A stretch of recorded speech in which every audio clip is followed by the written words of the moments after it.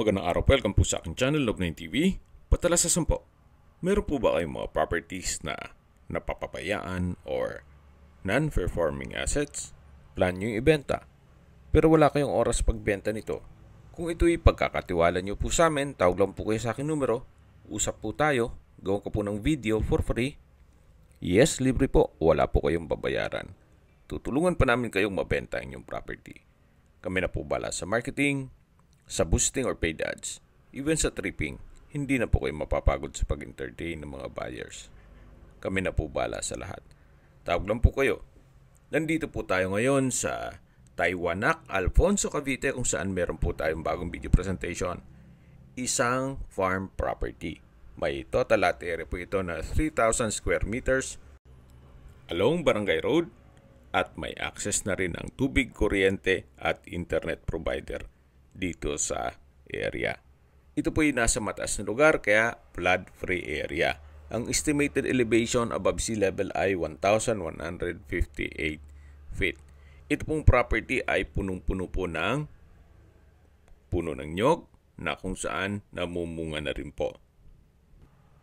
Mula po sa main road, walking distance lang po ito. Kaya accessible din po ng public transportation. Yan po, matatanaw natin yung sa dulo. Yun na po ang main road. Kung saan dun po dumadaan ang mga tricycle papunta sa bayan ng Alfonso.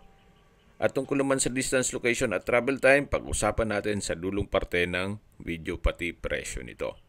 Yan po, tunghayan niyo po itong napagandang lupain kung saan napakatahimik po ng lugar, sariwa ang hangin, at malamig po ang klima. Hindi po ganun kalapad ang daan. Pero once na maayos na po yan, 5 meters naman po ang dapat lapad ng lahat ng barangay road. Patag naman po ang lupa at ito'y regular cut. Kaya anytime na gusto magpagawa na ng inyong bahay bakasyonan o retirement house, ay pwede na po. Kung hanap nyo isang lupain na malayo sa syudad para sa inyong bahay bakasyonan, ito na po yung hinahanap nyo. At maganda rin pong mag-weekend farming dito. Gawa ng malapit din po ito sa Tagaytay. Sabi nga nila, ang planting is stress reliever. O gardening helps release serotonin and endorphins.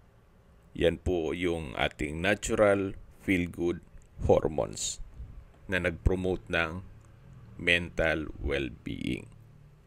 Nasa gitnang parte na po tayo ng lupa na kung saan punong-puno pa rin po ng puno ng nyog.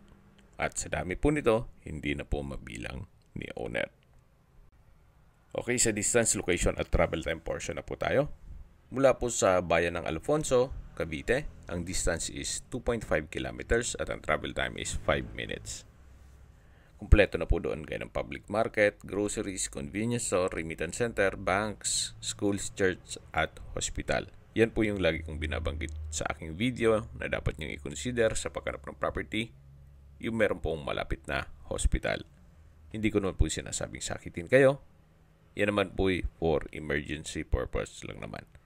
At mula naman po sa Welcome Arc, yung nadadaanan nyo po sa Tagaytay-Nasugbu Highway ng mga nagtitinda ng karne ng baka.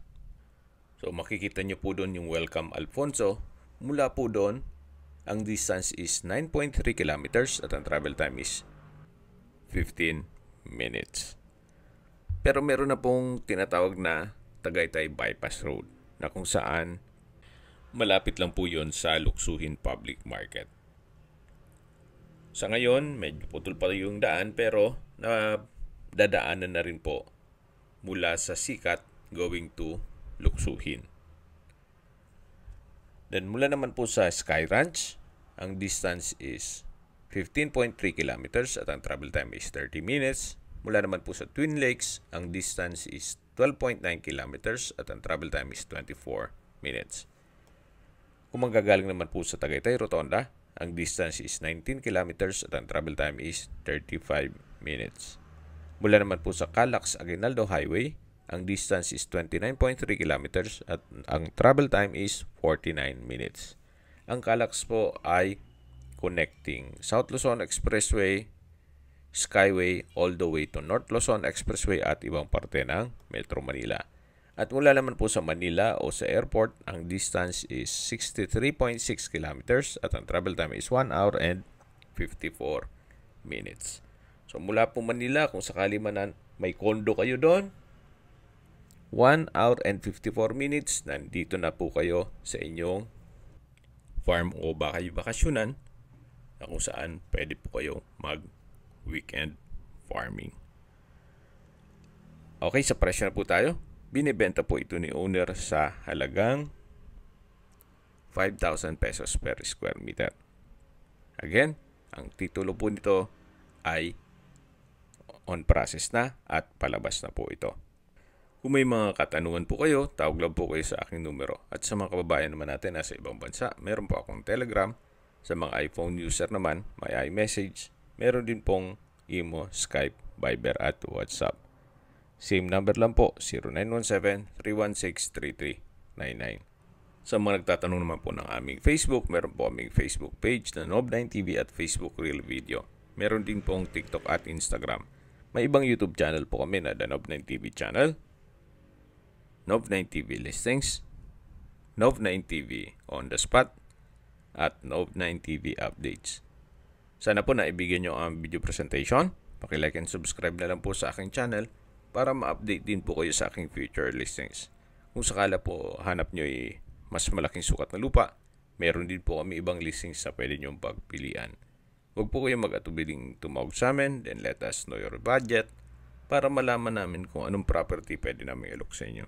Sa lahat ng viewers, subscriber at nagtiwala po sa amin, salamat po sa suporta.